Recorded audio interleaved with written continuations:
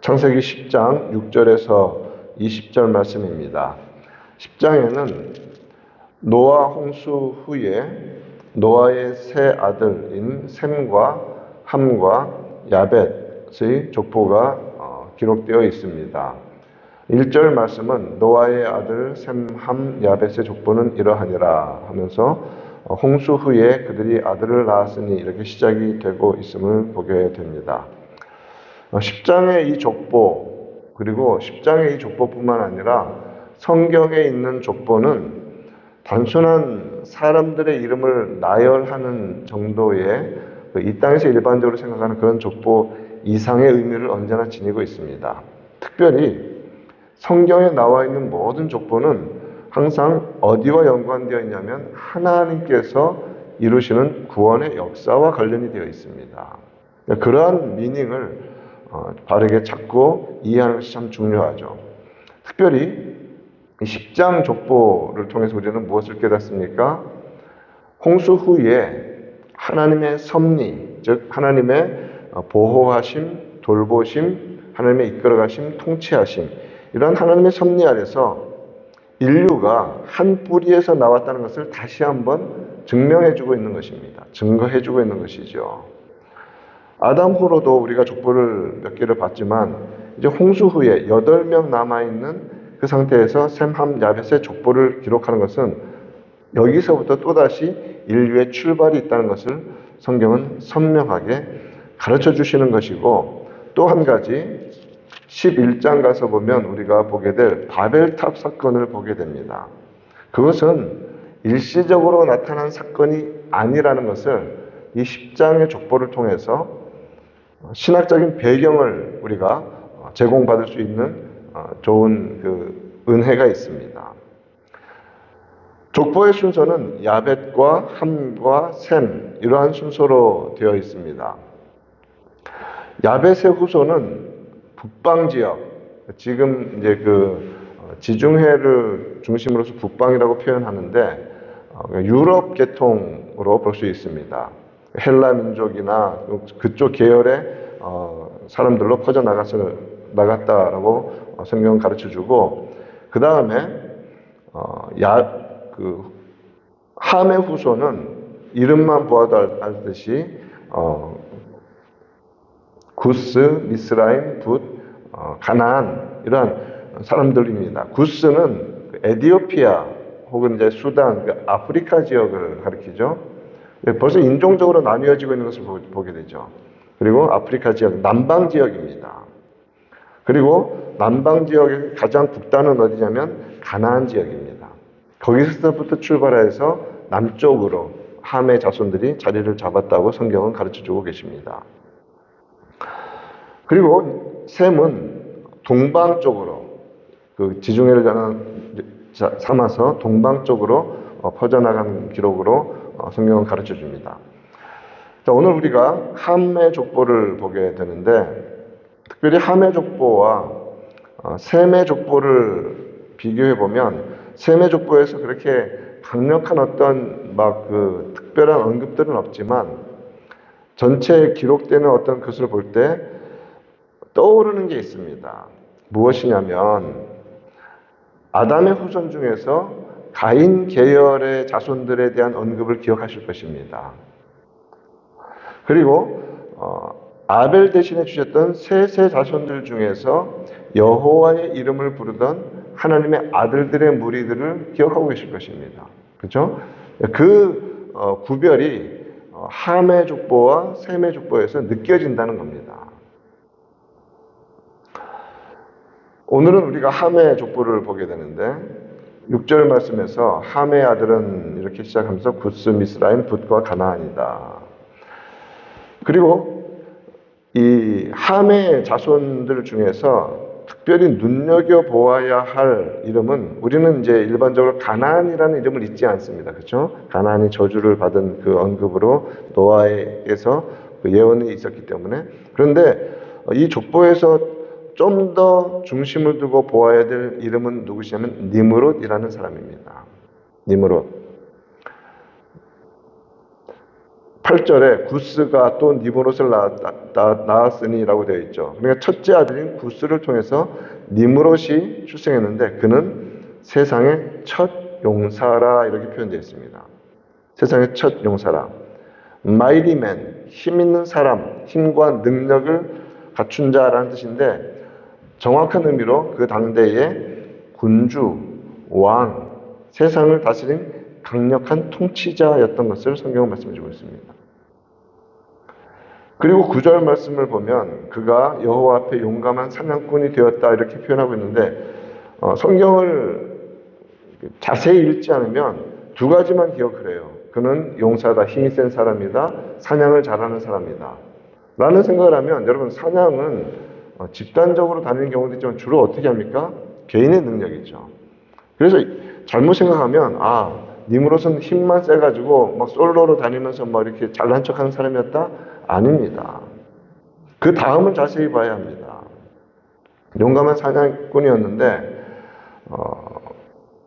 10절 말씀 뭐라고 시작합니까?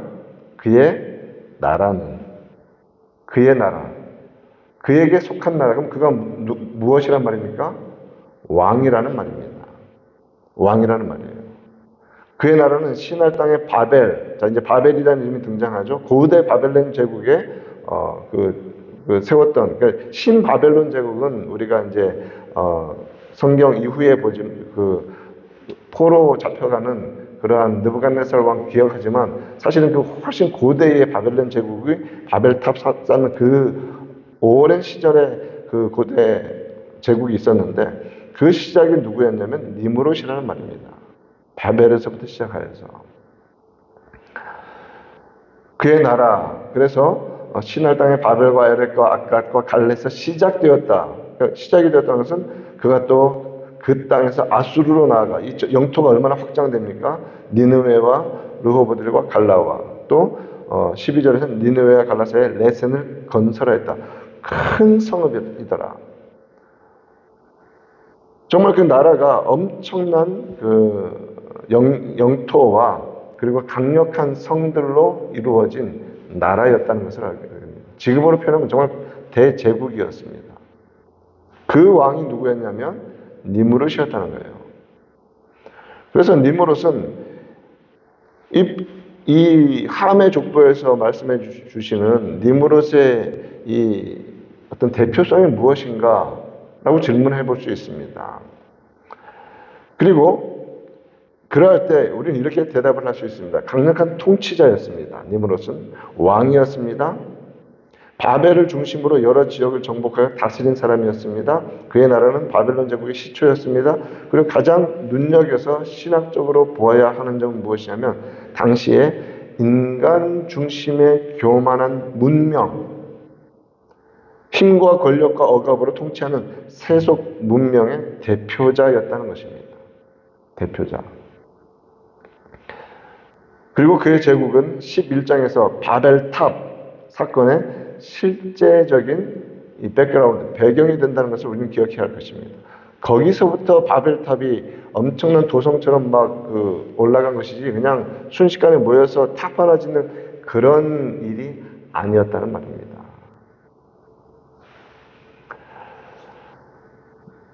노아에 의해서 저주를 받은 함의 계열을 통해서 누가 나옵니까? 세상을 하나님이 주권적으로 그 악을 심판하시고 처벌하셨습니다. 그것은 하나님이 왕이시라는 의미거든요. 정의를 시행하실 수 있는 권한을 가진 분이라는 뜻이거든요. 그런데 니무롯 때부터 어떤 일이 벌어지냐면 하나님의 통치를 거부하는 겁니다. 하나님과 상관없는 권력자가 생기기 시작하는 겁니다. 인간의 강력한 통치력과 무력과 억압으로 다스리는 인간 제국이 니무롯에 의해서 세워졌다는 그런 의미입니다. 기억을 해보십시다. 가인 계열과 셋 계열의 차이를 한번 좀 우리가 떠올려 봅시다. 이게 참 오버랩이 되어서 말을 해야지 우리가 제대로 이해할 수 있습니다. 가인 계열로부터 우리는 기억합니다. 세상의 편리함을 추구하고 쾌락을 추구하고 세상의 재물을 쌓는 일들을 시작했던 것을 우리는 기억하고 있습니다. 그러한 것이 인간의 악한 본성에서 하나님 없이 하나님 없이 이 땅에서 편리하고 하나님 없이 이 땅에서 많은 것을 누리고 하나님 없이 즐거워하려는 그런 태도였죠.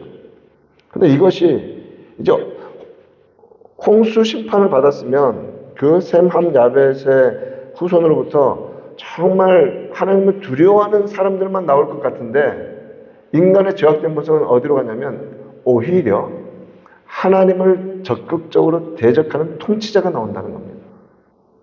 이게 죄입니다. 이게 죄의 뿌리고 인간의 본성입니다. 하나님의 통치를 전면적으로 거부하고 반박할 뿐만 아니라 스스로를 신적 위치에 두어서 신적 권위와 힘을 누리는 인간 나라의 등장까지 이어진 것입니다. 이런 일이 니므롯이라는 인물에 의해서 출발된 겁니다.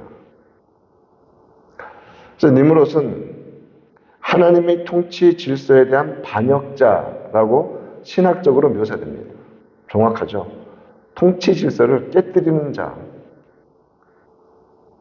그는 하나님께서 통치 질서를 정하실 때 무력과 폭력과 어떤 세상적인 힘으로 그렇게 하나님께서는 질서를 세우시지 않죠. 하나님은 온유한 통치 질서를 하나님은 세우십니다. 이 땅에 나라를 주신 것은 권력을 주시고 정부와 이러한 권력기관을 주신 것은 하나님의 선물입니다. 왜요? 질서를 유지하라고.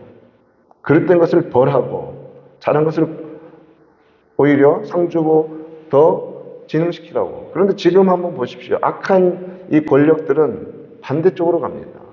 악을 자행하고 도모하고 그 출발이 니므롯의 나라였던 것입니다. 폭력과 세속 권력으로 세상을 지배하려고 했던 자입니다. 그것이 바로 함의 후손에게서 나왔다는 것을 우리가 눈여겨봐야 되고 또 가나안을 언급하지 않을 수가 없죠. 가나안의 후손 명단이 15절에서부터 나오죠. 가나안의 장자 시돈과 헷을 낳고부터 시작하여서 19절까지 그렇게 계속 이어지고 있습니다. 자, 가나안에 자리 잡고 살아가던 족속들은 어떤 사람들입니까? 출애굽한 이스라엘에 의해서 쫓겨나야 할 자들이었습니다. 이 모세가 창세기부터 기록하면서 지금 가나안을 약속받은 땅을 지금 차지하러 가는 하나님께서 이제 구전을 통해서 이미 아브라함에게 주신 언약이 너무나 선명한데 그것을 글로 써내려가는 모세의 심경을 한번 생각해 보는 것은 어떨까 생각됩니다. 그 가나안을 다 몰아내려 가야 되는데 그 가나안이 누구의 후손입니까? 함의 후손이고 정확하게 지금 성령의 감동을 받아서 기록해 나가고 있습니다. 쫓겨나가야 할 자들입니다. 그런데 우리가 여기에서 반드시 기억해야 할 것이 있습니다. 가나안은 무조건 하나님에 의해서 미움받은, 왜냐하면 노아가 예언했기 때문에 무조건 잘했든 못했든 그런 게 아니라는 겁니다. 아브라함에게 이 땅을 너에게 주겠다 하시면서 약속하신 것이 무엇인가? 400년 후에. 왜요?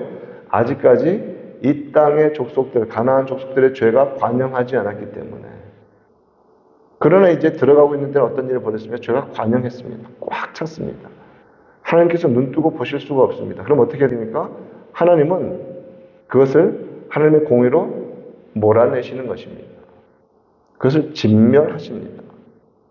그렇기 때문에 가나안 족속들이 벌받고 그 땅에서 쫓겨난 것은 자신들의 죄악 때문입니다. 그런데 그것을 노아가 성령의 감동을 받아 자손들을 축복하거나 할 때 예언한 것이고 하나님의 말씀은 공의로우심의 실행에 의해서 이루어진 것입니다. 세상을 바라볼 때에 성경에서 예언된 대로 하나님께서 무조건 막 이스라엘만 이렇게 품고 막 그게 아니라 정말 하나님은 철저하게 공의로우신 분이십니다. 가나안은 그 공의로우심에 의해서 죄가 그 땅에서 살 자격이 없기 때문에 쫓겨난 족속들이 되었던 것입니다. 그런데 그것을 이미 하나님은 노아를 통해서 예언하셨던 것이죠. 이것을 기억해야 합니다. 하나님의 공의로우심의 실행, 아브라함의 자손에게 그 땅을 주시겠다고 하신 약속의 성취는 동시에 일어나는 겁니다. 동시에. 우리는 하나님의 공의가 이 가나안 족속, 특별히 이 족속들이 그 땅에 머물러 사는 이것을 보면서 어떻게 성취되는지를 분명히 알 수 있습니다. 말씀을 맺으면서 가나안 족속들은 단순히 혈통적인 이유 때문에 그렇게 그 땅에서 쫓겨난 것이 아닙니다. 그들은 왜 쫓겨났냐면 우상 숭배와 도덕적 타락으로 말미암아 하나님 앞에 견딜 수 없을 만큼 죄를 지었기 때문에 쫓겨났습니다. 그것이 하나님의 공의입니다. 하나님의 심판을 불러왔습니다. 그리고 동시에 그것은 하나님께서 행하시고자 미리 선언하신 예언의 성취가 되는 것입니다. 이 세상은 이 세상의 죄로 멸망합니다. 그런데 하나님은 분명히 이 세상을 불로 심판하시겠다고 말씀하십니다. 이 땅에 살아가는 것 자체가 무조건 착하고 그냥 아무 일 없는 중립적인 가치가 아니라 이 땅은 철저히 심판받을 상태로 몰려가고 있다는 것을 우리는 기억해야 할 것입니다. 하나님의 공의로우심의 때는 예수님 다시 오시는 때입니다. 더 이상 이 죄를 정말 견디시기 힘들 때 하나님은 정리해버리시는 것입니다. 그게 가나안 땅을 하나님께서 이스라엘 백성에게 주신 때입니다. 동시에 일어난 것이죠.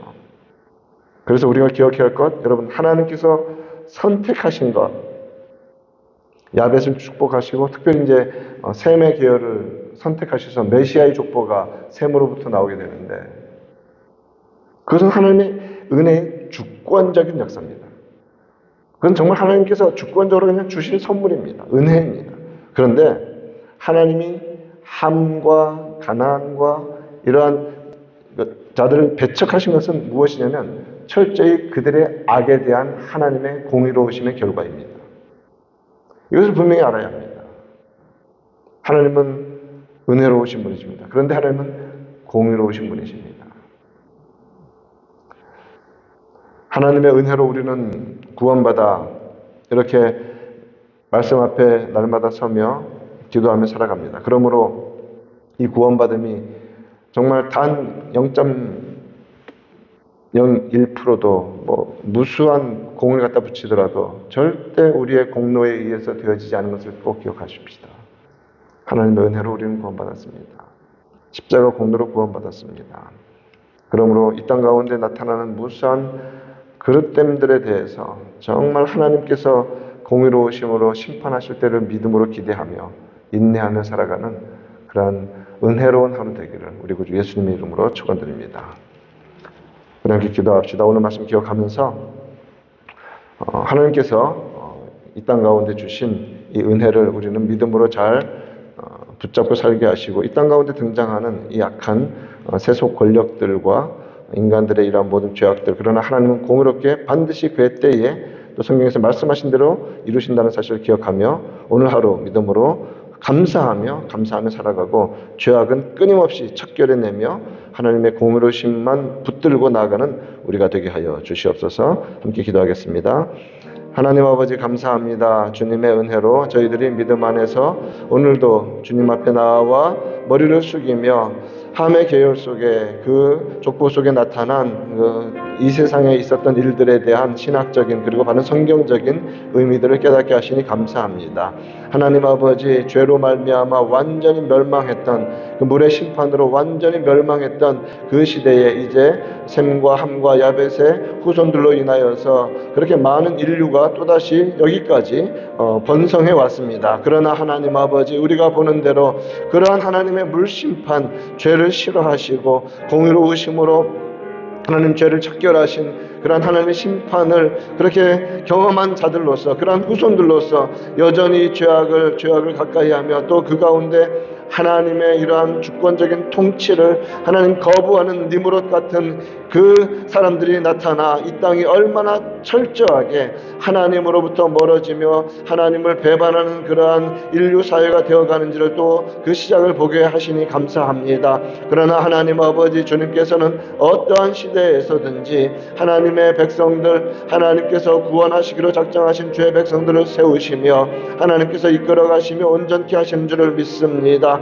아버지 하나님 부름받은 자리에서 구원받은 자리에서 하나님의 그 크심과 주권과 통치와 하나님의 다스리심을 언제나 기억하게 하여 주시옵시고 아버지 하나님, 우리를 통치하며 우리를 좌우하는 힘은 결코 이 세상이나 세속 권력이 아니라 살아계신 하나님이심을 한순간도 잊지 아니하며 믿음으로 온전히 살아가도록 하나님 아버지 역사하여 주시고, 오늘도 주님의 거룩하신 뜻 가운데에서 순종하며 오직 하나님께서 기뻐하시는 말씀대로 하나님 순종하며 나아가도록 인도하여 주시고 주장하여 주시옵소서. 하나님 아버지 감사합니다. 함의 계열 족보를 통하여서 이 땅 가운데 그렇게 하나님께서 죄를 싫어하셔서 물로 세상을 심판하셨음에도 불구하고 또다시 이제는 하나님이 그러한 주권적인 통치마저도 거부하는 강력한 인간 제국이 출현하고 있는 모습을 보게 됩니다. 그것이 바로 지금 시대의 모습인 것을 저희들은 보게 됩니다. 하나님의 통치를 거부하고 인간 스스로 자신이 신적 위치에 올라서 그저 이 땅의 힘과 권력으로 무엇이든지 다 할 수 있다는 그러한 팽배한 그릇된 권력의식이 이 땅에 있는 아주 많은 권력자들에게 얼마나 팽배해 있습니까? 하나님, 그러나 주님께서는 이 땅에 이러한 권력기관들을 세우신 것은 하나님께서 질서를 잡아가시고 악을 그들의 손을 통해 징벌하시며 하나님께서 기뻐하시는 이 믿음의 사람들의 신앙생활을 돕기 위한 구조로 세우셨는데, 아버지 하나님, 이러한 세상 속에서 저희들 세상의 어떠함에도 조금도 굴하지 아니하고 하나님께서 기뻐하시는 믿음의 길로, 왜냐하면 우리는 은혜로 구원받은 자이기 때문에 하나님의 이 놀라우신 은혜로 구원받아 나아갈 때 세상의 악함에 대하여서 조금도 주눅들지 아니하고 공의로우신 하나님께서 반드시 심판하신다는 이 믿음으로 나아가는 귀한 은혜의 하루가 되도록 인도하여 주시고, 우리를 통치하시는 하나님의 법, 하나님의 말씀대로 우리의 마음 중심이 온전히 바로 잡혀가는 하루가 되게 하여 주시옵소서. 살아계신 우리 구주 예수님의 이름으로 기도합니다. 아멘. 하늘에 계신 우리 아버지여, 이름이 거룩히 여김을 받으시오며 나라가 임하시오며 뜻이 하늘에서 이루어진 것 같이 땅에서도 이루어지이다. 오늘 우리에게 일용할 양식을 주시옵고 우리가 우리에게 죄 지은 자를 사하여 준 것 같이 우리 죄를 사하여 주시옵고 우리를 시험에 들게 하지 마시옵고 다만 악에서 구하시옵소서. 나라와 권세와 영광이 아버지께 영원히 있사옵나이다. 아멘.